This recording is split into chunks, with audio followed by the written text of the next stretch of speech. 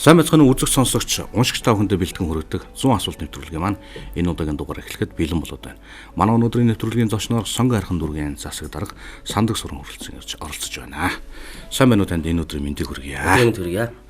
За юуны өмнө бидний урилгыг хүлээн авч нэвтрүүлэгт маань хүрэлцэн ирж оролцож байгаа. Танд маш их баярлалаа. Танай нэвтрүүлгийн хамт олонд бас баярлалаа. Тавтаа сайхан үлжиж байна уу? Сайхан үлжиж байна. Ингээд би нэвтрүүлгийн туршид танаас 100 асуултыг асуун, та надад 100 хариултыг чин сэтгэлээс өгөх юм аа. За ингээд хоёул өнөөдрийнхөө нэвтрүүлгийг эхлэе. За. Юуны түрүүнд та гэр бүлийнхнийгаа танилцуулаач. Эхнэр хоёр хүүхэд бас аавын амтаар амьдардаг. Манай аав тээврийн жолооч олон жил хийсэн юм хүн одоо 88 настай гавья тээвэрчин юм буграа би. Манай эхнэрийг бол ариун заяа гэдэг. Тийм. 10 настай 5 настай хоёр хүүхдээ одоо яг он гараад арай төс өдөр нь болоогүй. Тийм учраас 10-тай 5-тай хоёр хүүтэй ингээд тавуулаа амьдарч байна. Эхнэр маань хоёрын ойр зүйр ажлуудаа зохицуулаад ингээд хөгжихтэй ажил бас ихтэй байна. Тийм. Биний хувьд л ингээд ажиллаа гэдэг ингээд явдаг. Жирийн нэг юм гэрүүл байна. За ажил төрөл ихтэй байна уу? Ер нь бол энэ жил засгийн газрын бодлогын хүрээнд дээр агаарын бохирдолтой тэмцэх чиглэлээр бид нэлээд том зорилт тавьсан. Энэ зорилтыг хүрэх гэж маш их манай хамт олон их завгүй ажиллалаа. Энэ үрэл тэгээ одоо ч гэсэн их үргэлжилж байна. Хүн болгонд хэлэх дуртай үг гэж байна.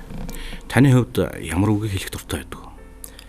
Би ер нь хүнийг өөрөө залуучуудыг ч гэсэн идэвхтэй байвал ямар нэг юм заавалхан хүрдэм оролцоотой байвал юмд хүрдэм гэж ингэж хэлдэг. Тэгээ энэ дээр арай дүүцэх нь эзэн хичээвэл заяа хичээнэ гэдэг үгийг ерөнхийдөө дотроо бодож ингэж явдаг. Тийм. Ер нь залуучууд ч гэлтгүүгээр сүүлийн үед манайхны нийгмийн оролцоо жоохон багассан юм шиг харагдаад байна, тийм ээ.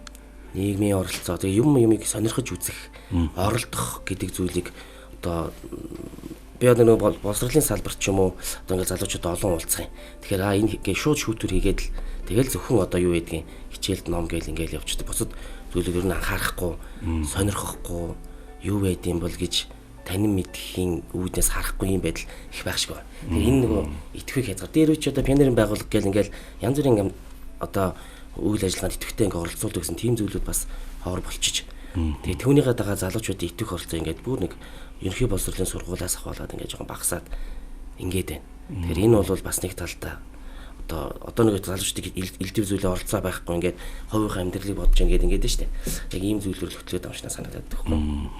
Таны эзэмсэн мэргэжил. Би математик чиглэлийн хүн, математик сүрдээ эдийн засгийн математик загварчил гэдэг мэргэжлэр төгссөн. Тийм. Ерөнхийдөө бол нэг эрсдлийн шинжилгээ энэ төр хийдэг ийм мэргэжил. Банк санхүүгийн салбарт бол эрсдлийн удирдлагын чиглэлээр ажиллана. Тийм. Багтаа ямар мэргэжилтэй болоё гэж мөрөдчихсэн. Би бол багш болох дуртай байсан. Угаасаа 10 дугаар анги төгсөөд сургуульд ороод би ер нь их сургуулаа төгсчөөд математикийн багш болохоор 3 дугаар боллын оюуны ундраа зохицолборт мөр орхон тодорхой болоод өдрөө хүлээж исэн. Тэгээл гинт нөхцөл байдал өөрчлөгдөөл сонгон найрхан дүүрэгт би анх ажилд орсон шүү дээ. Тийм. Тэгээд багш болох маань. Тэгтээ сүүл би төрийн байгууллагад байхдаа төсөл хөтөлбөрүүдэд хамрагдаад яг насан туршид зориулсан менежментийн чиглэлийн ийм багш болж бас нэг 5 жил ажилласан. Хэр стресс орж байна? Орноор. Ер нь бол тэгээд одоо өдөр тутмын зөв тэгтээ яахтай юу яах юм. Хүн чинь тэгээ юмд их тасан дороо бас тасдаг юм байна штэ. Тэгэл эхлээл маш хэцүү байсан юм. Одоо ингээд жилийн дараа бодоход заавас гайвж байсан юм байна да гэл те. Тийм байхаа ер нь стресстэй орно. Хэр завгүй байна? Завыг бол бас ийм юм байна. Завгүй гэдэг бол завгүй л байна. Завыг гаргах гэж бас учир байна. Тэгээд урд нь одоо жишээлбэл бизнесийн салбарт байхдаа ч юм ингээд болгоод байсан чинь яг өөр нөхцөл байдал ороод ирсэн чинь тэр нөгөө режим алдагдсан гот өөртөө зав гаргаж чадхаа болоод тэг олон зүйлүүд ингээ орхигдоод ингээ яваад байхад одоо ингээ мэдэрч байгаа байхгүй. Тийм тэгэхээр тэрийг гаргах хэрэгтэй юм байна. Тодорхой хэмжээний зав одоо өдөр цаг одоо нэг өөртөөгөө ярих одоо магадгүй гэр бүлтэйгээ байх юм цагуудыг гаргах хэрэгтэй юм байна. Энэ бол ерөөсөө нөгөө үрж дуусаад үлдснээ хадгалах биш. Заавал цагаа гаргачаад бус цагтмаас ажиллаа зохицуулах гэдэг ийм зарчим байх хэрэгтэй юм байна л дээ. Хэр сайн аав байна? За одоо хангалттай сайн байж чадахгүй л байгаа. Ер нь нэг ялангуяа сүүлийн хэдэн жилд бол хангалттай сайн байж чадахгүй байгаа. Энэ талаар гэр бүлийн зүгээс тодорхой санал хүсэлтүүд гарсаар л байна. Таны хамгийн үнэт зүйл юу вэ? Гэр бүл. Гэр бүл. Энэ бол одоо хүн угаасаа одоо бодгоол юм амтын чинь одоо ингээд улс орон ингээл олон ирэмд тавигдах ёстой гэл ингэдэг боловч эцсийн хүнд бол хамгийн үнэтэй зүйл бол гэр бүл гэж хэлнэ. За тэгээд одоо дараагийн юм да. Хэр шүүмжлэлд өртөж байна? Ер нь шүүмжлэлийг та өөрөө яаж хүлээж авч байна? Одоо дүүргийн иргэдийн хурлын чуулган гээл болно, хурал зөвлөгөө болно, иргэдийн хурал болно. За тэгэл хамт олонны дунд янз бүрийн юу байнга шүүмжлэл шүү дээ. Шүүмжил дандаа ирнэ. Зарим нь шүүмжлэх гэж шүүмжлэнэ. Зарим нь бол яг сайхан бодтой сайхан шүүмжил хийлнэ. Тэгээ тэрийг яг ялгаж залгаж ингээд дуугүй сонсох гэдэг бол их чухал. Би ч өрүүлж үзчихсэн. Дуугүй сонсож үзчихсэн. Тэгээд бас тань тунгийн тааруулах хэрэгтэй юм байна. Сонгон архын дүүргийн хувьд бол Улаанбаатар хотын бас томоохон дүүдийн нэг бас дүүргийн онцлог гэж байгаад байгаа шүү. За миний харж байгаагаар бол нэгдүгээрт хичнээн хүн ер нь гэр оролцох шүү. 73%. 73% гэр оролцол. Тэгээ сүүлд харж байхнаа яндангуу гудамж гэж гарсан байсан. Би болсон байлээ тийм ээ. Газком магтаа хамтраад хийж байгаа, хэрэгжүүлж байгаа ажил байлээ. Энэ мөр хэр үр дүнтэй, өгөөжтэй ажил болж байна. Агаарын бохирдлыг гэвчтэй би зүгээр бас нэг зүйлийг хэлмээр байгаа. Гэхдээ ийм намдуухан юмтай нэвтрүүлгэн дээр 2002-3 онд ханы материалын эцэд би гэрээсээ гараад ингээд зогсоход утаатай байсан байхгүй юу. Тэр үед дөрөөс агаарын бохирдлын талаар хинж юуж ярьдаг байсан. Тэгэхэд баян гүшүү ханы материал толгойтой утаатай л байсан. Тэгээд одоо 2008-9 оноос хойш нөгөө утаа магадгүй хотын төв рүү орж ирснээс хойш тэгээ би жоохон шүмжилэх гэж дарга нарын чихэнд хамартан мэдрэгдээд ингээд ирэхээр зэрэг энэ асуудал нийгмийн хэмжээний асуудал болж ингэж хувирсан. Тэр болтол баян гүшүү сонгон хайрхныхан бол бараг 10 жил агаарын бохирдолд орж амьдэрсэн. Тийм. За маш их олон одоо юм шалтгаантай тэр бол ойлгомжтой. Тэгээ одоо бид нэр яг энэ жил сайжруулсан төлшийг хэрэглээд агаарын бохирдлыг бид нэг 40-50% буурууллаа. Энэ гэхдээ төгс шийдэл бол биш. Тэгээ дараагийн алхам юу байх вэ гэдгийг хэдүүлээ одоо ярилцах хэрэгтэй. Огт утаагүй л байх ёстой. Тэгээ эн чинь угаасаа улс үндэстнүүдийн даваад гараад ирсэн л түүх штэ. Тэгэхээр одоо дараагийн алхам боломжтой юм уу, боломжгүй юу? Одоо тэр яаж зохицуулах вэ? Ямар технологи байх вэ гэдгийг харуулахын тулд бид хэд хэдэн юмнууд хийж байгаа. Сонгон хайрхан дүүрэг ямар ч байсан дулаалгын чиглэлээр бид нар бас гудам бий болгосон шүү дээ. Одоо Монгол гэрийг ингээд яг орчин үеийн технологид суурилж дулаалгыг бууруулахад түлш хэр зарцуулж байгааг харахаар зэрэг шууд 2 дахин буурч байгаа түлшний хэрэглээ. Тэгэхээр түлш түлх нь 2 дахин багасчаар утаа нь 2 дахин багаснаа л гэсэн санаа шүү дээ. Дахиад бидэнд боломж байна. Сайжруулсан түлшийг хэрэглээл ахиад дулаалгаа сайжруулах бид нар ахиад 50 утаа бууруулах боломж ахаа байна. За газыг бол Монголын ард түмэн их аюултай гэж боддог. Яг л мэдхгүй юмнаас айдаг. Гэтэл дэлхийн ер нь ихэнх орн газар асуудлуудыг шийдчихэж байна. Чинь аюулгүй байж болж байна. Бүх аюулгүй ажиллагааг хангаж чадчихжээ. Тэгээд бид нэр яг нэг гудмыг сонгоод төсөл хийсэн. Тэгээ ингэж болох уу? Ямар өнөختөй болох юм? Бид яриад байхаас илүү хийж үзээд жишээ гаргая гэх. Тэгээд нэг гудмыг бид нэр бүгдийн газар хангасан шийдэж байгаа. Тэгээд айлуудад хөнгөлт өгөөд, тоног хөрөмжийг авч өгөөд, тэгээд сарын зардал ямар байна гэдэг боломж юм билээ. Сонгон хайрхан дүүргийн баян шинэ 11-р хорооны тийм нэг эмэгтэй маш идэвхтэй бүсэн. Тэгээд тэр эмэгтэй бас тэр одоо зүтгэл хичээлийг бид нар бас үнэлээд яг тэр гудамд нь гэж хийж өгсөн. Эхлээд нэг айлт хийгээд тэгээд бид нар ингээд үргэлжлүүлж байгаа шүү дээ. Тэгээд сард гарах нүүрсний зардал нь тэр газанд гарч байгаа зардалтай яг адилхан байна.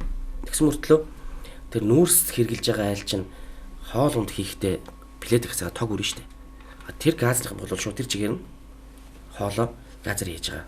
Халуус авч байгаа зарим тэр газныхаа төхөөрөмж байсан. Тэгээд хүний амьдралын хөвшил өөрчлөгддөг юм байна. Өглөө гэр бол айл босоод гарч нүүрсээ оруулж яд хүйтэн те гал түлээд ингээд нэг юм процесс баг нэг 30 минут 40 минут үргэлжилдэг. Энэ процесс байхгүй болчихж байгаа. Тэгээд тэнд тэр нөгөө нэг ханан пишингээ айл нураагаад оронд нь шкаф тавьж байгаа. Чи хүний нөгөө амьдралын хэв маяг өөрчлөгдөж байгаагийн хэлбэр гэж би ингэж хараа. Тэгэхээр энэ бол ингээд нэвтэрчихвэл маш олон асуудлыг шийдэх юм байна. Дээр нь одоо ингээд суйрлуулахад нэг 5-аас 7.5 сая төгрөг болоод байгаа. Эхний гэтэл байранд ороход бид нар чинь яаж байгаа вэ гэхээр 40-50 сая төгрөгийн зээл авна шүү дээ. Дор хийж. Хүчлэгдэл. Тэгэхээр энэ дээр нь зээл өгчвөл 5 сая дээр хүн болгон газ урагч болж байгаа байхгүй. Тэгэхээр энэ бол боломжтой гэдгийг амьдралаар харагдаж байгаа. Өнгөрсөн 2019 онд сонгон архын дүүрэг маань бас нэлээдгүй ажлыг хийж хэрэгжүүлсэн байгаа тийм ээ. За үүн дээр сурвалж цэцэрлэгийн хүрэлцээ сонгон архын дүүрэгт бол бас нэлээд асуудалтай байсан. Энийг яаж шийдсэн бэ? За засгийн газрын мөрийн хөтөлбөрт нийтээрээ бүгд амласан. Бүх сургуулийг 2 ээлжинд оруулнаа. Цэцэрлэгийн 80%, цэцэрлэгийн хамралтыг 80% хүргэнэ гэдэг. 2016 онд сонгон архын дүүрэгт 8 сургууль 3 ээлжээр хичээлжсэн. 3 ээлжээр хичээллэхийн цаад хамгийн хор шигтэй тал нь нэгдүгээр хүүхдүүд орой өвдөж 7-оос хойш гэртээ харин 8-аас хойш гэртээ харин хичээл даалгавар хийх тэгээ харанхуй шин эрсдэл гэдэг ингээд маш олон асуудал байна. Хоёрдугаар том асуудал нь хүүхдийн хөгжлийг байгуулдаг.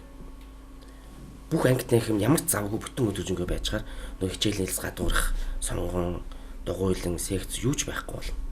Дээр нь сургуулийн багш ажилчдын ачаалал маш өндөр түвшинд очино. Гэх мэт ингээд олон хор хуршигтай байхгүй юу. Тэгээ хүүхдүүд хичээлийн буцаагаар өлегтэй хөгжиж чадахгүй бол тэгээ явсаар байгаа л одоо нэг 2 ээлжээр хичээлж байгаа, нэг ээлжээр хичээлж байгаа хувийн сургуулиудаас чадамж эзэмшиж байгаа мэргэжлийн төвч, боловсролын төвч буураад ирнэ шүү дээ. Тэгэхээр энэ бол маш одоо том асуудал байсан. Одоо сонгон архын дүүрэгт аль бие усаар нэг сургууль 3 ээлжээр хичээлэхгүй байна. Үүнд Монгол улсын засгийн газрын зүгээс боловсролын салбарт оруулсан маш одоо энэ нэмж оруулж байгаа энэ олон хөрөнгө оруулалтууд байна. Энэ хөрөнгө оруулалтууд асар их нөлөө үзүүлсэн. Орон нутгийн идэвх санаачлах маш их нөлөө үзүүлсэн. Байж болох бүх газрыг чөлөөлж бид нэр сургуулиудыг барьсан, өргөтгөлүүдийг барьсан. Сонгон архын дүүрэгт нэг 15-6 оны үед одоо би ягаад жишээд 15-6 гэдэг хэлэхгүй нэг 4 жилийн цикл байх учраас би тэгж харьцуулахын тулд хэлээд байгаа шүү дээ. 16 онд нэг 40-50 тэрбумын хөрөнгө оруулалтын асуудлууд яригддаг байсан. 30-40 тэрбум тий. Бид нар чинь Ноднон 18 онд гэтэл 19 онд гэтэл бид нар 130 тэрбум улсын төсвөр за босод төсөл хөтөлбөрөөр ингээд нийлээ 150 орчим тэрбум төгрөгийн хөрөнгө оруулалтуудыг бид хийж байгаа. Энэ зөрөө бол дандаа сургууль цэцэрлэгт 10 гаруй сургуулийн ажил өргөтгөлийн ажлууд 20 орчим цэцэрлэгийн өргөтгөлийн барилгууд явж байгаа баригдаж байгаа юм ерөөсөө байна. Би сая 12 сарын 27-нд 2 шинэ сургууль хүлээж авлаа. Гэтэл урд нь сонгон архын дүүрэгт жилдээ нэг сургууль хүлээж авдаг байсан шүү дээ. Тийм үе байсан. Авдаггүй ч үе байсан. Тэгээ би нэг өдөрт 2 сургуулийг одоо орбитын хүсэд бид гэсэн үг. Сонгон архичуд хүлээж авлаа. Улсын төсвөр ч гэсэн одоо олон талын хүчин чармайлт орж иж тэгээ тэр амын сургуулиуд нэг ээлжрүү зарим нь орж байна. Сүүлийн хэдэн жилүүдэд хөдөө орон нутгаас Улаанбаатар руу нүдэлж байгаа шилжилт хөдөлгөөн маш ихээр нэмэгдэж байгаа маа. Тэгээд үүнийг анзаараад хахад танаа дүүрэг рүү хүмүүс нэлээд очиж байгаа юм шиг харагдаад байдаг. Яагаад гэвэл танаа дүүрэг өдөр их тусамлаад хаяагаад хэлээл томрол яваад байна л да. Тэгээ би юу асуух гэдэг нөхөр үүнтэй холбоотойгоор сонгон арханд сүлд шинэ хороодыг нэмж гин үү? Яг үүнтэй холбоотойгоор гэж болохгүй. Манайхан 32 хороотой бас одоо 43 болсон. 11 хороо нэмсэн. Ер нь одоо хөдөө орон нутгаас шилжиж ирж байгаа хүмүүс хэдийгээр одоо нэг хэсэгч одоо хотын шууд юун дээр хөдөө орон нутгаас шилжиж иргэсдэг төр хоригсон шүү дээ. Тэгсэн ч гэсэн хотод орж ирээд хотын бичиг баримтгүйч гэсэн хөдөөний хүмүүс хот дээр амьдарч боломж нь байгаа учраас тэгээд л хамаатны хашаанд буудах ч юм уу ингээл ямар ч гэсэн хүн амт нэмэгдээд байна. Гэтэл энэ дээр ямар асуудал гарч ийн гэхэлэр одоо өрхийн имлэг гэж байна. Хамгийн наацх өрхийн имлэг бол өрхтгийн имлэг учраас өрхтөйг хамгийн ойрхон байх хэрэгтэй хүмүүс байхгүй. Тэгээд нэг жирэмсэн их заавал өрхийн имлэг дээр очиж нийлгээнд орно. Одоо үзлэгт орж байж байгаа хэрэгтэй хяналтанд байх хэрэгтэй. Гэтэл тэр жирэмсэн их хорооных өрхийн имлэг хүртэл одоо 2 км 3 км явчихаар зэрэг энэ яг өрхийн имлэг гэдэг утгаараа нийцгээ болчихж байгаа байхгүй. Ахмад настан байна. Нэг халамжийн асуудлыг шийдвэрлэх гээд 3 км 4 км зайлвал алах бол энэ чинь өрхийн имлэг биш болчиход байгаа байхгүй.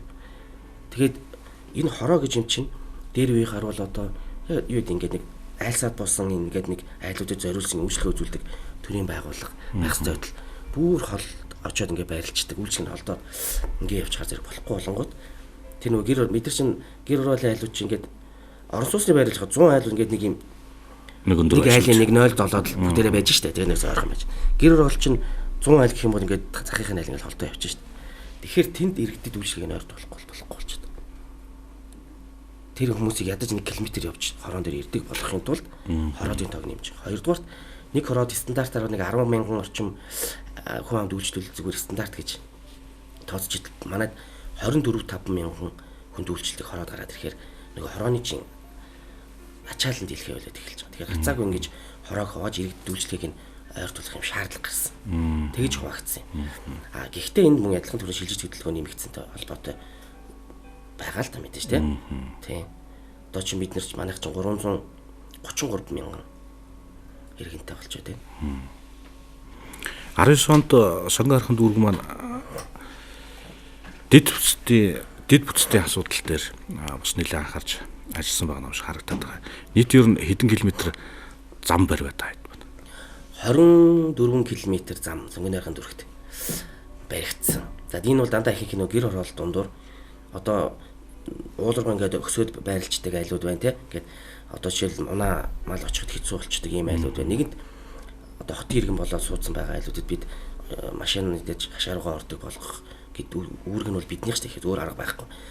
Замыг иргэд тавих юмч боломж байхгүй юм чи. Тэгэхээр ийм замууд бол нэлээд явсан. Хамгийн том өнгөрсөн хугацааны том зам гэвэл толгойтой эцэс хүртэл тэр том зам бол маш эрчтэй биш дууссан шүү дээ. 16 17 онд. Одоо энэ тавигдчихж байгаад энэ замууд бол дандаа айл өрхийн гудамж руу орсон. Сургууль цэцэрлэг рүү ядаж сургууль цэцэрлэг рүүгээ хүмүүс засмал замаар яваад очдог баймаар байгаа.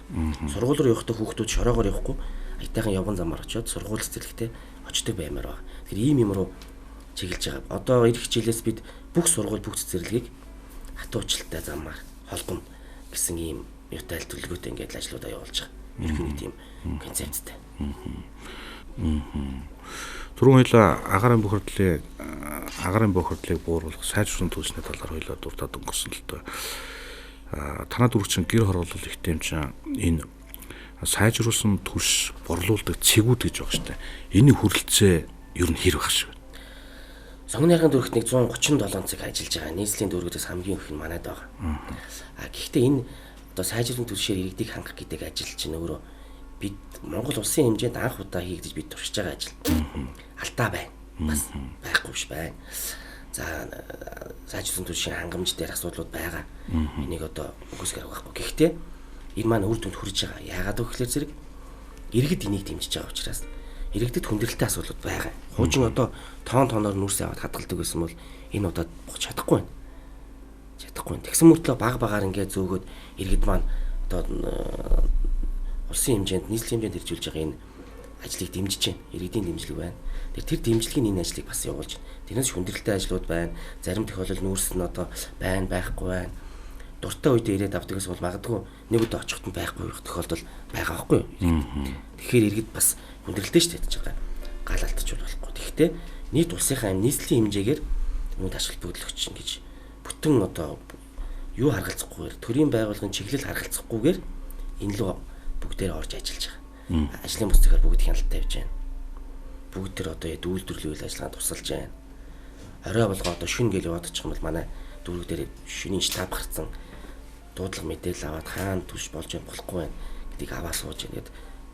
Иргэд дэмжиж байна. Тийм учраас бид ч бас бичээж ажиллах хэрэгтэй. Тэгээ энэ хоёр дэмжлэгээр ажил маань ингээ үр дүн гарч байна. Хэрвээ иргэд эсэргүүцсэн бол энэ ажил явахгүй. Тийм биз. Хүний хувь тавилан гэдэг зүйл байгаа шүү дээ, тийм ээ. Ер нь хэрхэн юунаас шалтгаалт юм бол яаж явах вэ? Одоо зурагтсан байдаг ч гэж ярьдаг тийм. Гэт ярих юм бол одоо зөндөл юм байна тийм ээ шүү дээ. Тэгэхээр ер нь хувь тавилан одоо би түрүү хэлсэн тийм хүн эзэн хичээл заяа чинь тэр хүний л одоо өөрийнх нь зүтгэл хичээл биелдیں۔ Одоо ингээд өглөөний цайны уулзалт гээд залуучуудыг дуудаад лекц тавьж тэгтэл тэнд магадгүй 40 12 дугаар ангийн хүүхдүүд махлагын байна те. Гэхдээ тэр хэдэд хэлдэг. Та нар өглөө эрт босснороо одоо энэ нэг хүний гоё үгийг сонслоо. Эзэн нэгэн цагт энэ та нарт одоо яг унтж байгаа залуучуудаас илүү нэг боломжийг заавал олгоно. Тэгээ тэр залуу тэнд ирсэн нь магадгүй ховь зай байхыг үгүйсэх байхгүй. Гэж хэлдэг. Тэгээд тэр заавал тэгдэгч байсан юм. Таны хамгийн ад жаргалтай байсан хүч. Би нөгөө яагаад ч ингэж одоо юу гэдэг ингэж яг нэг хүүхд төрөх үед гэл хүмүүс ад жаргалтай байдаг гэдэг. Би бол яг хүүхдтэй болсноо мэдэх үед л надад нэг сонин оргоод тэгээд толгоогоо яг сонин илгэсэн. Тийм. Тэр үйл хамгийн одоо тийм эмоцтой үе байсан болов уу гэж. Болох ч байгаагаа мэдээд тийм ээ. Дүүргийн иргэд одоо маш олон л уулзж байгаа тантай. Тийм би яг маш олон хүсэл тавих юм уу? харин одоо нөгөө нэг цагийн юм чинь байхгүй. Заавал цаг дарахтаа уг нь бол надтай уулзах шаардлагагүй. Асуудал байна. Би надаас илүү тэнд мэдэх нэг өөр хүн байгаад тийм дуудчих бол. Тэгээ би бас ингэж бодсон. Ер нь би өдөр ингэ бүтэн хагас өдөр суугаад ингэ би нэг 20 хүнтэй уулздаг байхгүй. 20 хүнтэй л уулзсан. Тэгээс илүү одоо нөгөө цагийн юу болж шít 20 хүнтэй уулздаг юм байл. Яриагийн сонсоод тэгээ холбогдох хүний дуудаад юм шийдэдэг. Гэтэл очоод нөгөө тойроод ингэ хүмүүстэй уулзаад явахаар зэрэг одоо хамаагүй олон хүнтэй уулздаг. Дээр нь нэмээд би одоо юу гэдэг 5 цагийг ингээд хүнтэй 20 хүнтэй уулзаад өнгөрөө би 20 хүрний асуудлыг зарим шийдээ зарим шийдэж чадахгүй. Гэтэл ингээд бичиг цаасан дээр суугаад нөгөө ажлуудаа шийдвүүд би магадгүй олон хүнд хүртээлтэй олон асуудлыг шийдэх боломжтой тийм. Гэхдээ энэ юуг л балансыг барих хэрэгтэй. Уулзахгүй би тасарч байна. Байнга уулзаад байвал үндсэн нөгөө ажлаа хийж чадхаа болж. Тэгэхээр энийг яг л хойр гаргаад тэгэл хүмүүс бичсэн тантай уулзах гад таавалдахгүй байна ч гэж бичсэн. Зарим нь 3 уулзчихдаг юм. Яа тэгээд одоо зарим нь 3 4 ч уулзсан авч би нөгөө тэд ингэж явуулж байсан тантай 4-тгөө уулзаад одоо гээд ингээл дараа дараагийн асуудлыг яриа л. Гэтэл зарим нь магадгүй нэг ч удаа уулзч чадаагүй хүмүүс байгаа гэж мэдээж хүсэл бичээл уулзах гэж чадахгүй хүмүүс байна. Тэр олон хүмүүсийн дийлэн хувь нь ямар хүсэлт байх юм? За тэгээд ер нь биш тэ одоо арга мохорцсон хүмүүс байна. Үнэхээр нэр одоо яаж надтай ингээд уулзаа.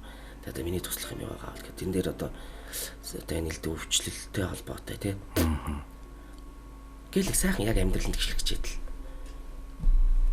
Хөгт нүвтчихдэг. Тэгээд л нөгөө хоёлаа нэг ингээд ажил хийгээл яг айтайхан болгоод гэр оронтой болоод ингэж ядал. Ийм одоо хамгийн хэцүү юм чинь л өвчин байна. Тэрэнд дарлуулсан, тэрэнд зовсон тэгээд заавал гадаа дэмжлүүлгээд шахацсан маш өндөр төрний төлбөр байж идэг. Тэгээд тэгтэл үнэхээр арга мөргөө гадаа дэмжлүүлэх төлбөр төлдөг юуны өвчний чагсаалтанд тэр нь байхгүй болохоор төрөөс мөнгө өгөхгүй. Энэ аягүй хүнд асуудал. Бусад зүйлүүдээ л одоо хүний амьдрал одоо тэгэл нэмээ илүү одоо юу гэдэг ингээд шийдчихвэл миний амьдрал ингээ илүү сайжрах чинь гэдэг хүсэлтүүд бол арай гэгээлгүй өөр. Тийм асуудлууд төр болохоор тэгээд олигтой тусалж чадахгүй болох үед л их төвхтэй байна шүү дээ. Ер нь бол тийм асуудал маш хүнд. Сайн сайхан тийм санаачлаг барьж орж ирдэг хүмүүс хэрэг байдیں۔ Байна. Ингээд мод тарьчи. Энэ хэсэг дээр бид ингээд нийлээд цэцэрлэгжүүлье. Тэгэхдээ та нэг юм дэмжээд өгч. Тэ. За энд манай ангийнхан нийлээд манай танаа дүүргийн тэр оронд амьдардаг манай ангийн нөгөө нэг залуу маань охин маань их ядруу явна. Бид нар гоёг байшин барьж өгч байгаа юм. Та газрын энд гоо шийдээд өгч. Гэсэн ийм хүсэлтүүд орж ирж штэ. Сүүлийн үед ийм хүсэлтүүд их гоё орж ирдэг болсон. Тэр болгоны тэгэл боломжоор дэмжинэ. Танд таагүй хүмүүс хэр олон байдаг бол? Ажил таарна дөө. Хэр олон гэвэл одоо бодож байна. Ер нь бол олгох нь надад дургүй байвал миний асуудал миний буруу штэ. Тэг би магадгүй ингээд 10 хүн байж идэл 7-ын хэрэлдээд байвал энэ чинь миний буруу байхгүй. Тийм үстэй. 2-т нь бол байж болох. Бүх хүнд бид нар ч одоо ингээд нийлэмжтэй юм байх албагүй шүү дээ. Ямар нэг юм чинь зөрчил зөрлөөн дээрээс гэхдээ ажил дээр төвлөрсөн зөрчлөөс хөгжил ирнэ. Өсөлт ирдэг. Бүх хамт олон нэгнийгээ найр тавиал тэ энэч даргаа тэрч даргаа тэр минь энэ минь гэдээ ингээд явжвал хөгжил ирэхгүй өөрсдөө жинхэнэ одоо тэр нэг вакуумжаад ингээд өнгөрнө. Тэгэхээр ажил төвлөрсөн зөрчлөөс хөгжил ирдэг. Тэр зөрчлийг хамаагүй байлгасаар байгаад хувийн харилцаа руу нэгнийгээ үгүй ядах руу нэгнийхээ алдаанд нь баярлдаг руу аваачих юм бол энэ хор болно. Гэхдээ хүмүүс байдаг шүү дээ ингээд яаж болцсон ингээл нэг л одоо юу нэ авраа таардаг хүн байдаг. Байх гэж боддог байхгүй. Тийм хүмүүс нэг хоёр байж л таарч ирж. Өнгөрсөн онд танаа дүүргийн гадаа жагсаал болсон шүү дээ. Таныг огцор гэж жагсаад байсан. Энэ ер нь ямар учиртай жагсаал бай? Үүнийг та яаж хүлээж авсан бэ? Арчилсан бас зохион байгуулсан. Дүүргийн арчилсан намаас яг сонгуульд өгч байгаа юм чинь. Тэхийн зүв. Би бол тэрийг за өөр инкин дарахгүй штэ гэж хүлээж авсан. Улс төрийн хувьд. Хоёр дахь юуныхын хувьд бол аль биесээр нөгөө хөсөлт өгөөгүй зөвшөөрөлгөж жагсаал хийсэн. Яг тэр жагсаал хийсэнд бол би нэг юу ахгүй байгаа. Хийж болно. Гэтэ бичгээ өгсөн бол би зөвшөөрөх л байсан. Яагаад гэвэл жагсаг. Тэндээ дүүрийн гадаа яриа жагслаа гээд одоо сүйдлээд авах яг хэлэх үгээ хэлэх юу хэлхийн сонсъё. Гэтэл зөвшөөрлгүй жагсаалаас бичиг ирчихээр би ингээ хариу өгчих гээгүй та зөвшөөрлөхгүй хууль бус юмд хариу өгөхгүй ингээд хүлээн зөвшөөрөд байгаа юм шиг болчихно гэд ингэж л байгаа юм л да. Тэгэхээр одоо бас тэгтээ дугуйгаад иж болдог. Тийм. Зүгээр хэлж байгаа юуны хувьд бол шаардлагын хувьд одоо надад хамааралтай юмнууд ч байна. Ер нь гэхээр хамааралгүй юмнууд байлээ л дээ. Ямар нэгэн байдлаар жагсах хэрэгтэй байсан учраас л жагсан. Тэр нь олонний дэмжлэг аваагүй. Яг тэгэхээр би зүгээр шулууг ирэхэд 12-аас 16 онд арчилсан намынхан дүүргийг барьсан. Тэгээд одоо ингээд би зүгээр өөдөөс нь харж намайг түүний намын дарагтай нь уулзаад ярил маш ойлгомжтой тоо баримт маш ойлгомжтой зүйлүүд байгаа хгүй. Тэгэхээр тэнд талааж юусан марах юмгүй учраас нэг л юм хэлсэн нь сандаг сүрэн сонгон найрхан дүүргийн иргэдийг тансаг амьдруулахыг хүсдэггүй гэж хэлснийхаа төлөө огцор гэсэн. Тий. Тэр нь ямар учиртай байсан гэхэлэр би хэлээгүй л бичлэгэж байхгүй. Юун дээр анх 2016 онд ажил авангуудаа дүүрг яагаад юм ятуу бадаг юм эцээцтэй. Бус дүүргүүдээс. Улаанбаатар хотод сая 3-400 мянган хүн амьдарч байна. Сонгон найрхан дүүрт 320 мянган байна. Гэтэл хангуулын стандартаас манай сонгон найрхан дүүргийн амьдралын стандарт өөр байгаад байгаа байхгүй. Тэргэндээ бүр өөрсдөө ингэ нүдэндээ дасцсан юм байх хэвээр хангуул гоё дүүрэг эсвэл юм баян дүүрэг те. Баян гол юм сонгон найрхан болохоор одоо яатсан. Тэнд 300 эдэн яагаад тийм арай бага их хидэлдэг. Арай их утаатай газар амьдардаг хүмүүс яагаад байгаад байгаа юм. Чи бидний хоттой өстэй. Тэгсэн нөгөө төсөв мөнгө багтай ингэнэ. Үгүй яагаад тэгвэл бид нар тийм мөнгө багуу гэдэг 300 эдэн мянган хүн байна. Татварлагч 200 гаруй мянган хүн байна. Гэтэл татвар нь яагаад ингэж манад орж ирэхгүй ингээд өөр чинь яваад байна. За үнэхээр тэгээд энэ амьдралын стандарт муу бол төрөөс тэр чинь хотын иргэдийг нэг стандарт амьдруулахын тулд тэрий чинь төр зохицуулт хийх хэрэгтэй шүү. Тэрийг нь хийхгүй 27 жил болсон байна. Тэгээд би төрийн ордонд чуулган хийсэн. Ажил аваад 2 сарын дараа. Сонгон найрхан дүүргийн иргэдийг стандартанд байгаа амьдруулаач. Бид нар төгстэй мөнгө өгөөч.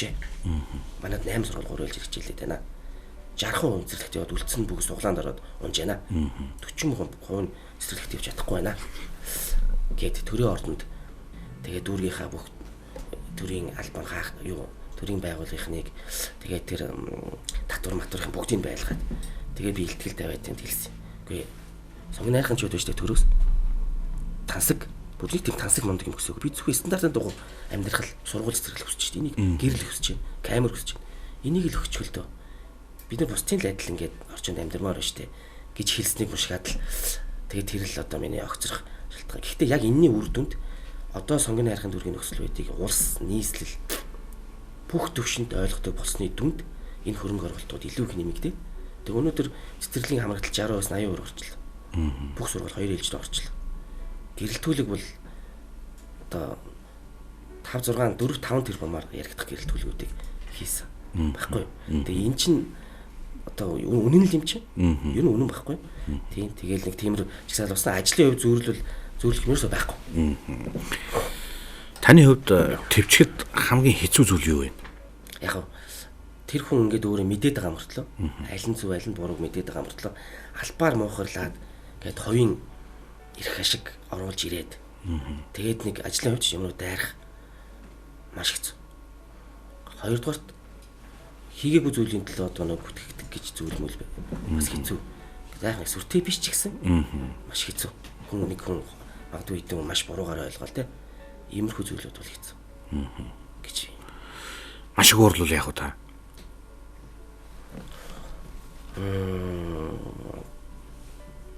Тэгээд уурлах нь дотор бол маш их уурлах үе байна. Тийм яг та ерөнхийдөө дуугүй болол холихоод л бодоод л хурдан алхаал хоёр тишээ алхаал загсан да. Сууд хурал мурал дээр уурлал тэгэл аль болохоор л одоо юу ч болоогүй юм шиг. Одоо көлигөө сууна гэдэг л болохоос арга байхгүй шүү дээ. Зүгээр яг ганцаараа энэ төр байгаа бол тэгэл хармандаа гараа яж аваад холиход л бодоод холих шүү дээ. Өрөөнд дотор. Амжилт гэж ер нь юу юм бэ? Та ер нь өөрийгөө хэр амжилттай яваа гэж боддог вэ? Хүнд өөр гэсэн нэг юм тавьсан одоо жижиг зорилгууд байна. Тэр нь ч одоо магадгүй бүр зарим нь эцсийн одоо алсын хараагаад цэглээ тавиад энэ л хүрнэ гэдэг ингэсэн ч байдаг баг. Тэгээ миний хувьд л яг тийм би яг энд очих хэвээр энэ миний юм гэж ингэдэг. Зүгээр өдөр тутмын ажил болон за тухайн жилийн юм одоо ер нь хүн өөртөө тавьсан жижиг зорилгууд тэндээ хүрэх бол өөрөө хувьд амжилт. Магадгүй зарим нэг хүний хувьд л би тийм ч амжилттай шаардлаж магадгүй. Заримын хувьд бол асар өндөр амжилттай хүн шиг шаардлаж магадгүй шүү дээ. Гэхдээ тэр амжилт гэдэг зүйлийг хүн өөрөө л одоо үнэлж цэгнэ. Хүн одоо өөрийнхөө ажил төрөл дээр өдөр тутам амжилт гаргаж л байгаа. Тэгээд тэр нь томроод том амжилт болно. Тэгэхээр өөртөө тавьсан жижиг зорилгодоо хүрэх тус хүрхэл одоо амжилт болоод байна шүү дээ. Тэр амжилтыг өөрөө бодож үнэлж түгээрээ гож дотроо бас бахархаж ингэж л байх хэрэгтэй. Өөрийгөө урамшуулдаг л байх хэрэгтэй. Сонгон архын дүүргийн хувьд эрүүл мэндийн үйлчилгээний хүртээмж ер нь хэр байна? Сүүлийн 1 сарын хугацаанд за ханаа томооны асуудал маш их байна. Сургуулийг камптэйсэн сая 7 хоногор сунгалаа тийм ээ. Сонгон архын дүүргийн хувьд ямар байна? Эрүүл мэндийн салбарт байна шүү дээ. Дүүрэг 28 жил болж байна одоо. Нэг чимлэг нэмэгдэж баригдаагүй юм шүү дээ. Дүүрэгт. Тэгсэн мөртлөө хүн ам нь 2 дахин өссөн байхгүй юу? За магадгүй 150 мянгаас та 300 102 дахин жилээс ч илүү өссөн. Тэг имлэг нэмдэж баригдаагүй гэхээр ачаал ямар болох нь ойлгомжтой. Гэхдээ бид одоо удахгүй 2 имлэг хүлээж авах гэж. Ахаад нэг имлэгээ эргэж хүлээж авах гэж. Тэр энэ бол бас би түрүүн орхисон байна. Хүүхдийн нэгдсэн имлэгийн тэр хажууд нийслэлийн хэмжээний жишг имлэг баригдчих. Одоо энэ 1 сард 2 сар ихээр ашиглалтанд орох гэж. Энэ бол бүр шал өөр менежменттэй тийм имлэг. Хоёрт нь 14 дугаар төвгээд 1-р орол байдаг имлэг. Том өргөтгөл баригдаж байна. Ирэх жилийн одоо энэ жилийн дундуур ашиглалтанд орно. Тэгэхээр энэ хоёр имлэг баригдсанаар нөгөө орны тоо хэмжээ нэмэгдээд айтайхан болно. 16 онд ажил аваад миний бас гайхсан зүйл бол нөгөө интернетээр зураг яваад эхэлсэн. Би тэгээд шууд хурж нэг имлэгийнхэнтэйгээ танилцсан. Ханаа томооны үе яг дөнгөж эхлэх гэжсэн. Тэгээд очисон чинь одоо ингэ нэмэгдүүл явах гэсэн чинь шалан дээр хөвгтүүд авч гоц тавиад. Үгүй чи юу болж ийм юм байж болохгүй штэ. Тэр жилдээ бид биш штэ. Зүгээр одоо нэмж барилга барьж болохгүй штэ. Тэгээд түрээсийн маш олон арга зам хайсан. За энд байшин авч ямар ч хөвгтүүдийг хэдүүлээ. Коридор төвчүүлэх байл шалан дээр хөвтөвчүүл. Өвчтөе зовлонтой зовж байгаа шаналж байгаа тэр хүмүүсийг ядаж айтайхан орчинд хүлээж авъя гэд. Олон төрлийн судалгааг 8 сараас би чинь нэг 10 сар хүртэл яваад тэгээд эцсийн шийдвэл ямар ч байсан энэ имлэг дээрээ л түшгэлж байхгүй болохгүй юм байна. Олон имлэгүүд байна. Хувийн имлэгт ажиллаж байна. Гэтэл тэр хүүхдийг нөгөө сэхээ амьдруулахад шаардлагатай багаж тоногдох хөрөмж. Тэрийг чи ажилуулдаг эмчнэр эмчин тэр нөгөө имлэгүүд нь байхгүй. Тэгээ хүүхд тэр имлэг дээр тогтоож гэсэн очиод хүндэрвэл нөгөө аппарат энэ байхгүй болж байгаа асуудал үүсвэл нөгөө газар хөвцсэнсээ 7 дор юм бол болох юм байна лээ. Тэгээд бид нар яасан гэхлээр тэр имлэгийг өргөх юу яа. Би ч улаан загалмайгаас орд нэмж татаад. Тэгээд дээр нь нэмээд дүүргийн нөөцөөс мөнгө гаргаад. Ингээд ямар ч байсан тэр жилдээ бид коридорт. Гэхдээ бүх хүүхдээ нэг ч тэрнээс хойш ахиж шалан дээр бич хүүхд аваагүй. Коридорт ч авахгүй байх зорилго тавьсан тэрний дараа. Ахаад бид нар цаадлынхын дараа жил нь цаадлын имлэгээ нэг давхрын хажуугийн нөгөө амбулаторийн хэвтэж имжлүүлэх тасаг болгоод. Тэгээ 150 хүүхд хэвтэж хүчинчлэлтэй имлэгийг бид 300-д хүргээд 300 хүн хэвтэж явж коридор ч хамаагүй орон дээр хэвтээд байхаар болгоод. Тэгээ тэрний дараа жил одоо энэ жил ахаад 14 дэх төв дээр дахиж шинжилгээ нээгээд тэг ингээ явж байгаа. Тэгээд тэгсэн чиг л бас л нөхцөл байдал одоо ч л 150 гортой тэр эмнэлэг дээр өнөөдөр 300 гаруй хүүхд хэвтэж байгаа байхгүй. Тэгтэл бид ямар ч байсан тасгууд нь оруулаад авч байгаа. Хүндөвтөр хүүхдүүдийг тэр нөгөө сэхийн эмч нартай ойрхон. Тэгээд нэг аппарат юмд нь ойрхон байлгахын тулд коридорт ингээд авцсан хэсгүүд бол байгаа. Тэр бол одоо өөр ямарч арга байхгүй нь одоогоор тиймэрхүү байдлаар авч байгаа. Гэтэл ямар ч байсан энэ нийт эсрэг бид одоо өөрчлөлт тэр жил нь л би тийм өөрчлөлт хийсэн. Тэгээд яг ингээд хийгээд бодвол болох юм байл л. Тэрнээс үед урд хүмүүс бас юугээ бодсон гэхлээр ингээл газар л хөвтдөг юм чинь ингээд бодсон байсан юм уу? Өөр арга байхгүйгээ бодсон байсан юм уу? Энэ жилийн хувьд бол ямар ч эрх хүндийн үйлчлэгээний асуудал бол ирэх жилийн ирэх өвөл бол би бүр хайтайхан тийм ээ болно гэж бодож байна. Тэр наадалд орнууд их сайн нэмэгдэн шинэ имлэг баригдаад ашиглалтанд орчин 2 имлэг баригдчихэж штэ. Тэгэхээр нөхцөл бол хамаагүй дээрдэн. Энийг энэ чинь маш чухал ажил болсон шүү. Таны хамгийн сайн хийж чаддаг зүйл юу вэ? Ер нь яг ингээл надад одоо ингээд нэг ажил яг ингээл за энийг ингээл гартаа хариуцаал хийнэ л гэвэл би ерөөхдөө шаналж авсараагаал хийгээл дуусгадаг. Тий. Хамгийн сайн гэдгийг нь одоо олон арга хэмжээнүүдийг хувийн байгууллагч байхдаа төрийн байгууллагч байхдаа зохион байгуулж байсан. Тийм. Тэгэхээр одоо яг тийм зохион байгуулах ажил төрлүүдийг бол хариуцаад ивэл алдаа мадаггүй хийнэ. Танаа дүүргээс сонгогдсон гишүүд бас нэг хамтраад нэг овног айтайхан яваад байгаа юм шиг харагддаг. Ер нь дүүргтэйгээ хэр холбоотой ажилтдаг. Байнгын. Одоо сонгогдсон тойрог юм чинь тийм ээ. Энэ дүүргийн гишүүд одоо дүүрг гэсэн сэтгэлтэй байх аюулж бол.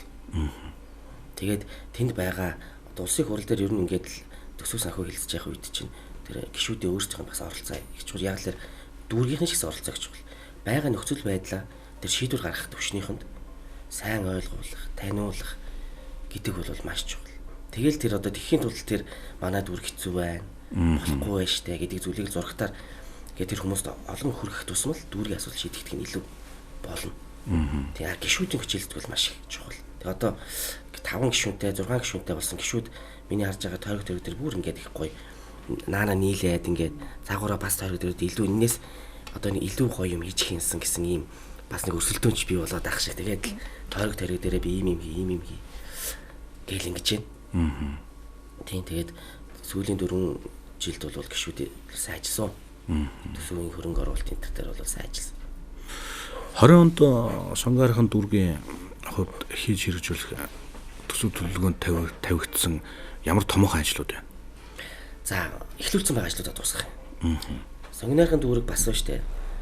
Цэргийн казармын байранд 28 дахь жилд үйл ажиллагаа явуулж байгаа. Энэ дүүргийн байр бол дарга нарын суудаг байр биш юм. Иргэд тухтай хөрвүүлэх хэрэгтэй байхгүй.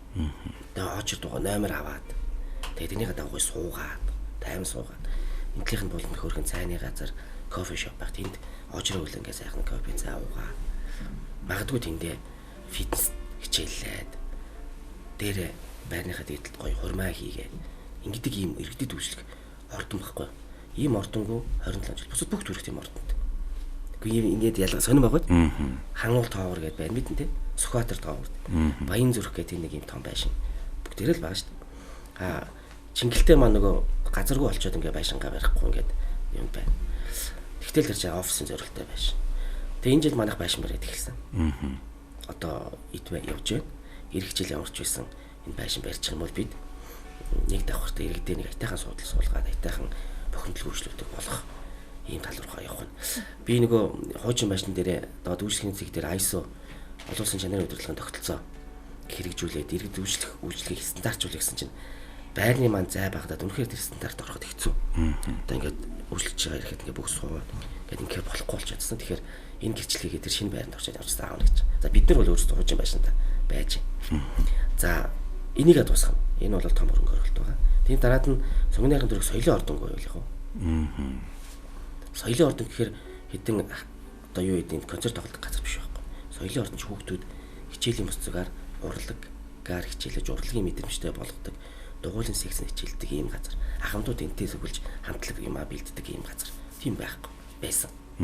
Ирэх жил одоо энэ жил эхлээд явж байна.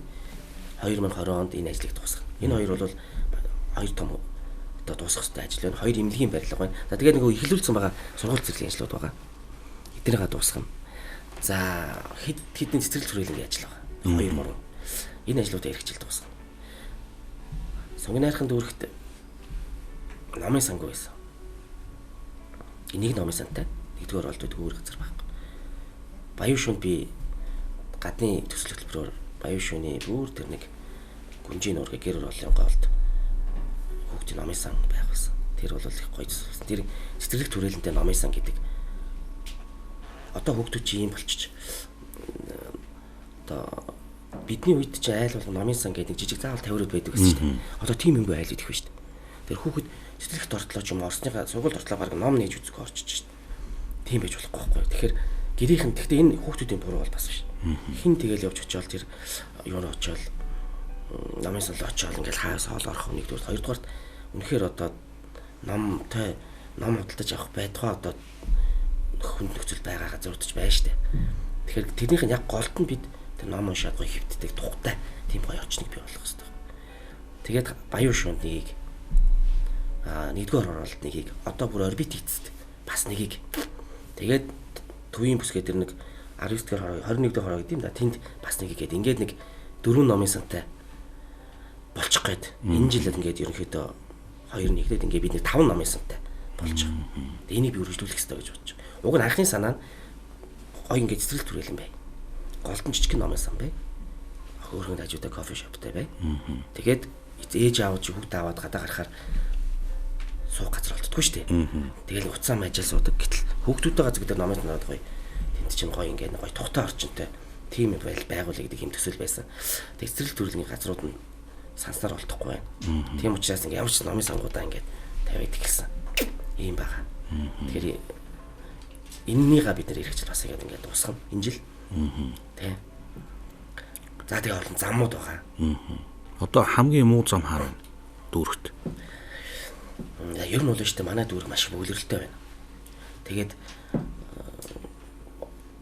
уг нь болдог болов шүү дээ тэр гимтлийн имлэгээс шууд толгойд руу татдаг тэр холболтыг л гоё өргөн замаар хийчмээр байсан. Тэр нөө нэгдүгээр бол артлаар явдаг тийм ээ. Гэтэл тэр юу болсон гэж чинь 5 тэр 4-5 тэрмийн өртөгтэй зам байсан байхгүй.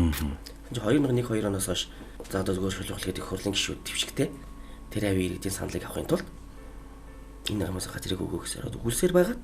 Тэгээ нөгөө зам барих гэж хэлсэн газар дээр чи хүмүүс буугаад 2014 онд би судлаад чөлөөлтийн судлаад ингээд 47 тэрбум болсон шүү дээ.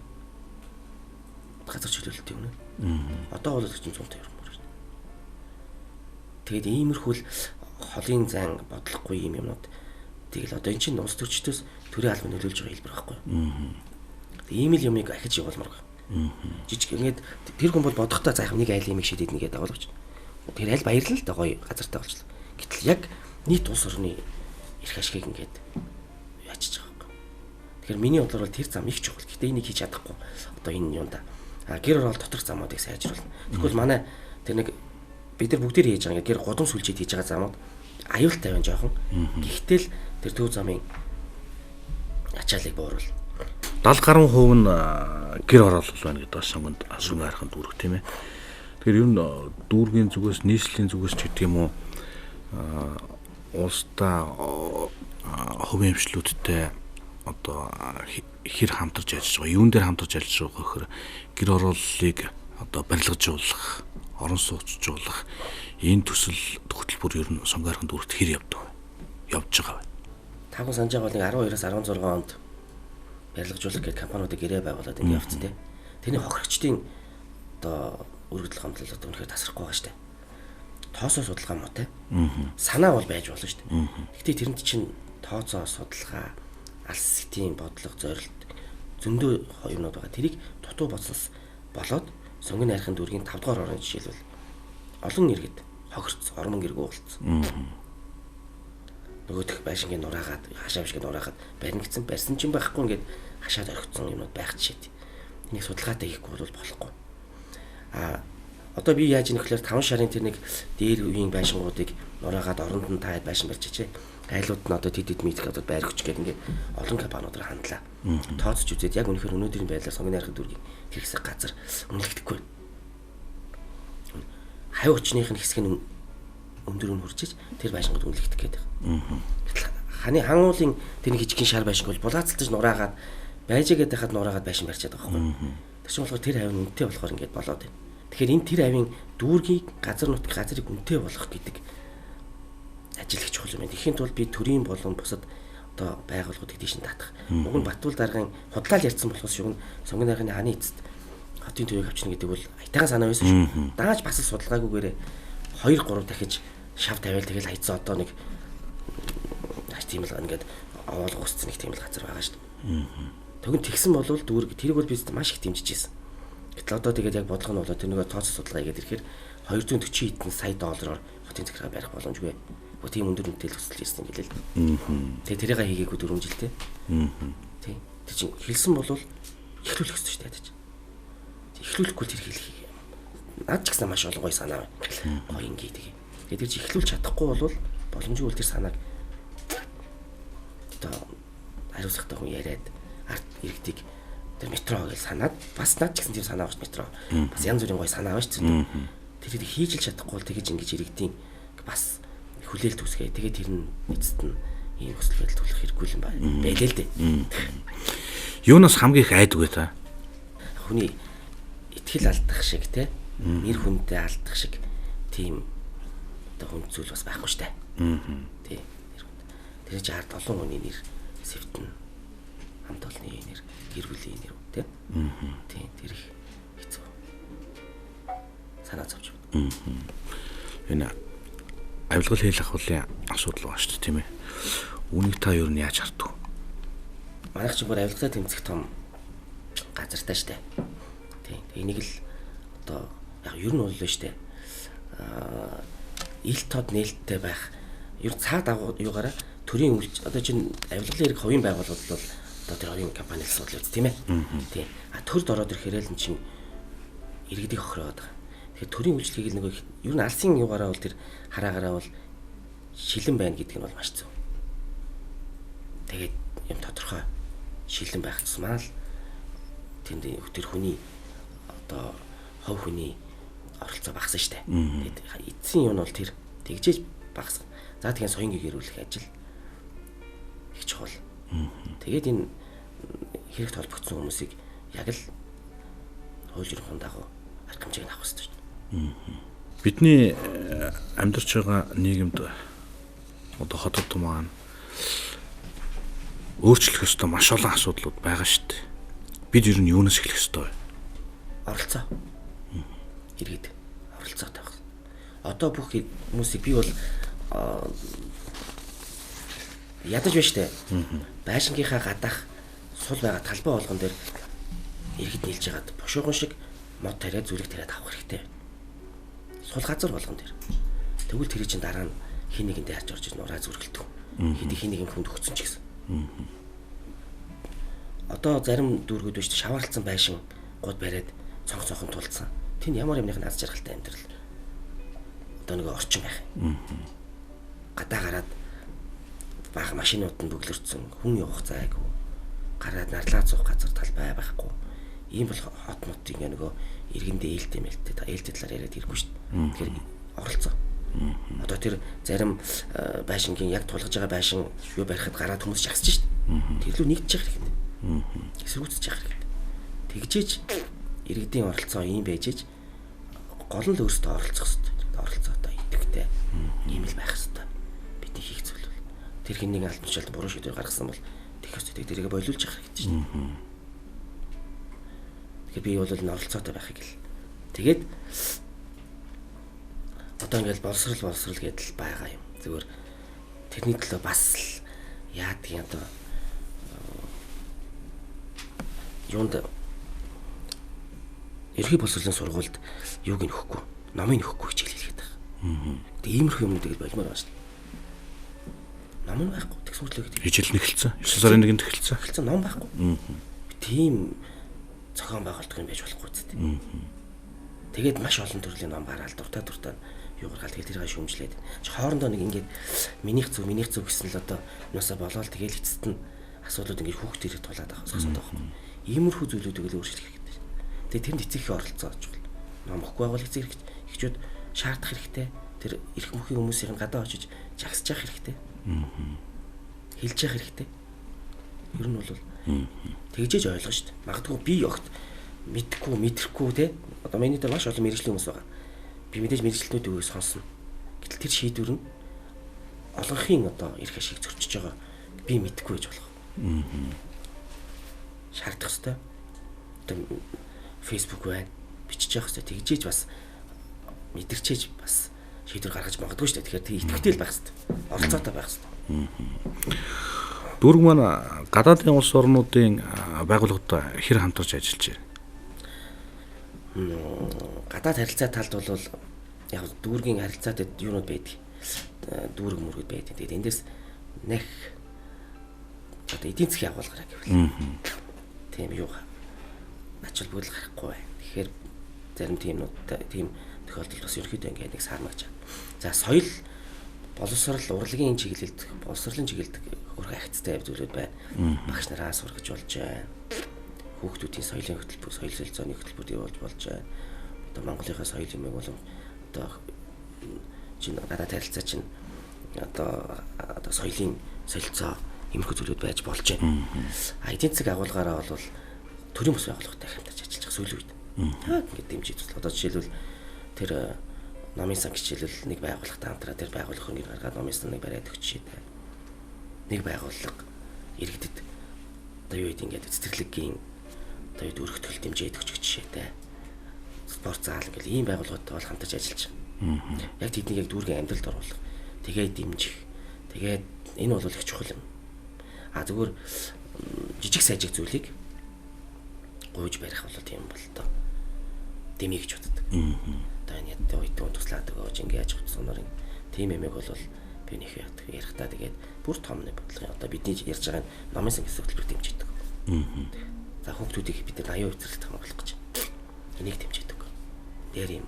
Тэгээд ийм зүйлүүдээр л хамтарч ажиллах. Тэрнээс зарим гадны байгууллагууд ийм баг ийм хувц тараач ийм хувц гэвэл за даа яхав тэгээд улаан цагаал маяг ингээд юу гэдэг ингээд бүр одоо юуны шамаар ингээд хувц сонор юм бол хин бусдаар бол дүүргийн зүгээс нэг тийм юм дэмжихгүй байна. Одоо арай өөр төвшөнд бид хамтын ажиллагаа ярих хэрэгтэй. Бид бас яаж тусалж болохоор гэдгийг бас бодох хэрэгтэй. Шашны холбогдолтой байгууллагуудаас жоохон зай барина. Хэлнэ. Одоо энэ үйл ажиллагаа шашин орохгүй шүү. Ийм байх шүү гэж маш сайн хэлж байгаа хэрэг шүү. Таны муу зуршил юу вэ? Одоо өөрөө ингээд нөгөө тэр хүнд одоо муу санаагүй мөртлөө ингээд нэг жижигхэн хоёрын хооронд тоглоомын ийм шүмжил хилждэг. Тэгээ тэр хүн тэр яг мэдгүй хүн байвал байгаараа ингээд аюу имзэг хүлээгээд авчдаг би сүүл бийцсэн. Тэгээ айлхаа заа гэдэг ингээд л болсон. Тэгээ дими юм байна л тий. Тэгээ намайг над ингээд тэр хүн би тэр хүнд аюу сайн ханддаг мөртлөө тэр хүн намайг дотроо өөртөө муу гэдээ ойлгоцсон байдаг. Тийм юм зөндөө дарилцсан. Тэгээд тэр нь дараад нэг хүнлээд ингээд тэгээд над руу ирээд өө тэгсэн цаа хайтаас тийм юм болж. Хүн энэ юм амьдралтаа ер нь хүн хөтлөөл суралцна гэдэг ба шүү дээ. Та юунд хамгийн их суралцахыг хүсэж байна?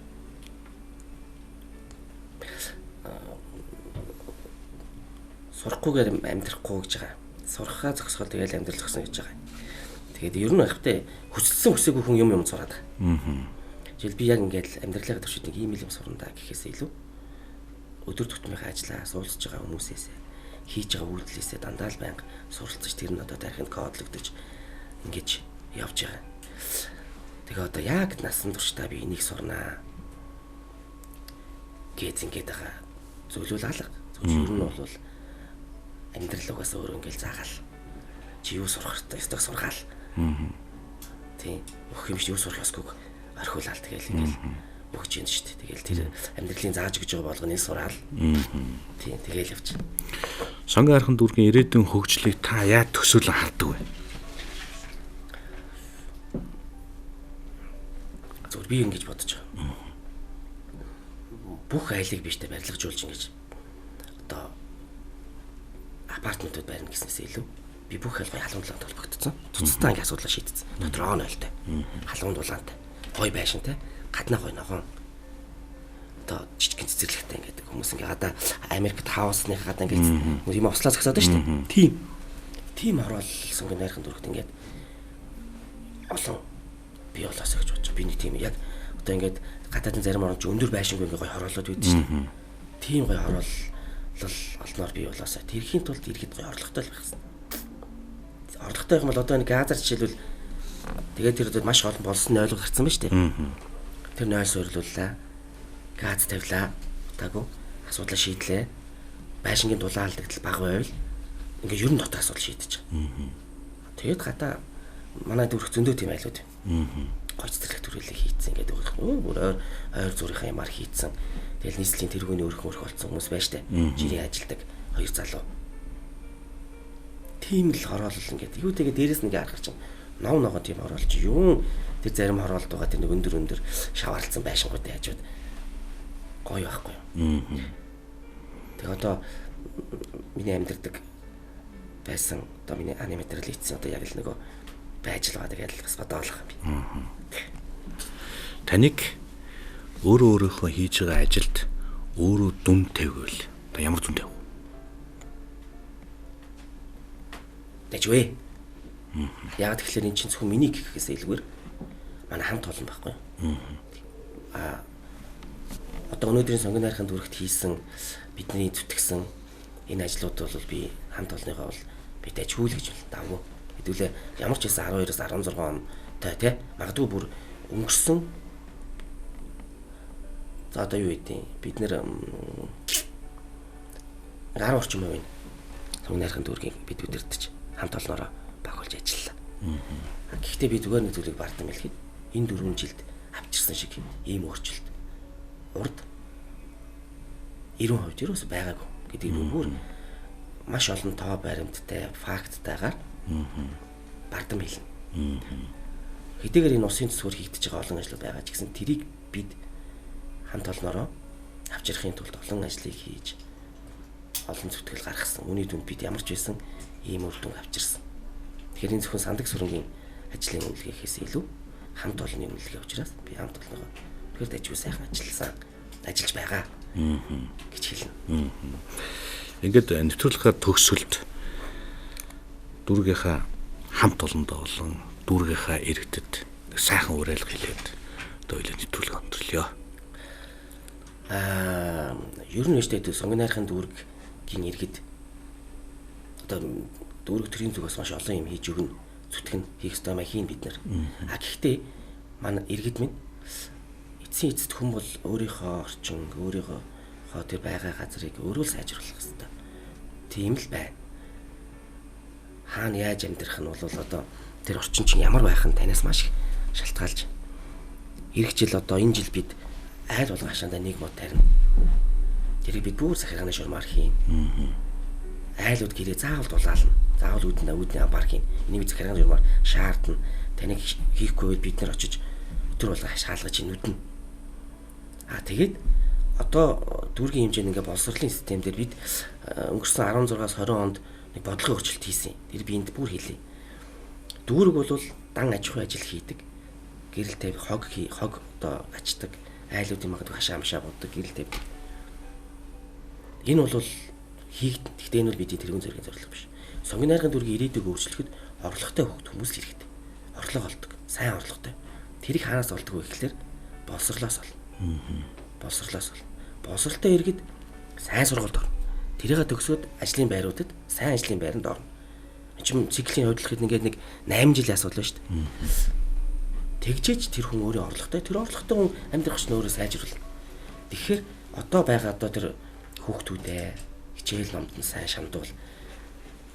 Аль болохоор одоо би хэлээд байгаа тэр хөтөлбөрийн хүрээнд сайн сургуульд оруулахын тулд нэг ялангуяа ахлагангийнхандаа хүүхдүүдэд маш сайн анхаарч тэднийг тэр сайн сургуульд ортол нь хичээл гэж зүтгүүлэх ёстой.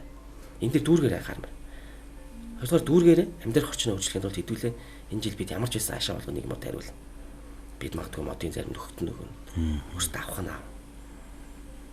Ингээд нэг одоо миний түрүүний хэлжээс нэг тийм төсөөлөл одоо төрөөс биднийг ингээд аваад барилгажуулаад өгнө гэхээсээ өмнө эхлээд байгаа нөхцөл байдлаа сайжруулах ажлуудыг зөндөө олон айлтг хийгээ явж болж байна. Нэг гэж иргэдээ уриалмаа. Тэгээд дээр нэмээд агаарын бохирдол хийсээр тэмцэж байгаа одоо энэ тэмцлийг дэмжиж өөрсдөө хэцүү байгаа ч гэсэн чадах чинээрээ зүтгэж ингэж байгаа. Зарим алдаа зүтгэлийг маань хүлээн зөвшөөрж байгаа иргэдэд бас талархлаа илэрхийлмээр байна.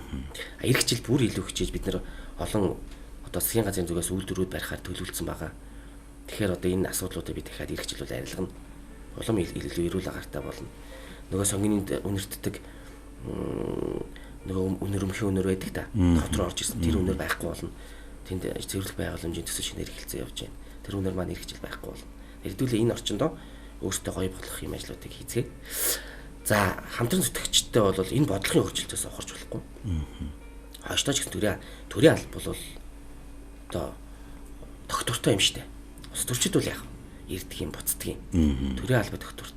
Тэгэхээр дүүргийн энэ боловсрал эрүүл мэндийн салбар 1 номерт гэсэн энэ бодлогын одоо энэ дарааллаас ухарч өгт болохгүй шүү гэдгийг хэлмээр байна. Хэдүүлээ хамтдаа яг энийгээ ингээл яг барайл явах ёстой шүү гэж хэлмээр байна. За тэгээд шинэ гарч байгаа энэ ондоо 2020 он сонгины хайрхан дүрхт маань сайхан хөгжил төвчлийг авчрах болтугай. Иргэдийн маань амьдрал сайхан зүйлээр дүүрэн байх болтугай. Дүүргийн маань хөөхт ахчууд эрдэм боловсрол мэдлэгээр дүүрэн ийм сайхан жил явах болтугай гэж ингэж өрөөмөр байна. Ингээд бидний урилгыг хүлээн авч нэвтрүүлэгт маань цаг зав гарган хүрэлцэн гэж оролцсон танд маш их баярлалаа. Таны цаашдын ажил болоод амьдралд тань өндрөөс өндөр амжилт хүсэн өрөөё. За баярлалаа. Манай нэвтрүүлгийн хамтаалал сайхан явуулъя. Ингээд нэвтрүүлгийн төгсгөлд манай Эрхэт Монгол медиа группээс эрхлэн гаргадаг Чандаа сэтгэлийн сүүлийн дугаар манай 7 хоногийн тал санаа. За өдөр тутмын өглөөний санаагийн өнөөдрийн дугаар байна. За үүнийг өгөө. За баярлалаа. Аврахын тэмээ та. 100 асуулт нэвтрүүлгийн маань энэ удаагийн дугаар инхүү өндөрлөж байна. Манай өнөөдрийн нэвтрүүлгийн зочноор сонгон хайрхан дүүргийн засаг дарга Самдаг Суран хүрэлцэн гэж оролцлоо. Та бүхэндээ дараагийнхаа нэвтрүүлгээр эргээд уулзтлаа. Түр баяртай.